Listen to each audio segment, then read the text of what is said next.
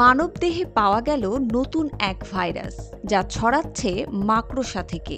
হঠাৎ করেই বাংলাদেশে ধরা পড়েছে এই অসুখ। ঢাকা মেডিকেল কলেজ হাসপাতালের চিকিৎসকরা জানান, এই রোগ হলে বিকল হয়ে যেতে পারে কিডনি, দেখা দিতে পারে নানা উপসর্গ। এই রোগ থেকে বাঁচতে করণীয় কি, সে বিষয়েও পরামর্শ দিয়েছেন চিকিৎসকরা।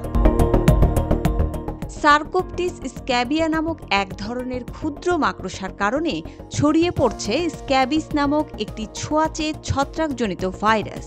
এই মাকড়সা ত্বকের ওপর গর্ত তৈরি করে এবং ডিম পাড়ে, যার ফলে ত্বকে তীব্র চুলকানি এবং ফুসকুড়ি দেখা দেয়। স্ক্যাবিসের প্রধান লক্ষণগুলো হলো তীব্র চুলকানি, বিশেষ করে রাতে চুলকানি বাড়ে, ফুসকুড়ি, ছোট ছোট লালচে দানা বা ফোস্কার মতো দেখা যায়, গর্তের চিহ্ন, ত্বকের ওপর ছোট আঁকাবাঁকা ধূসর বা সাদা রঙের সরু রেখা দেখা যেতে পারে, যা মাকড়সার তৈরি করা গর্ত।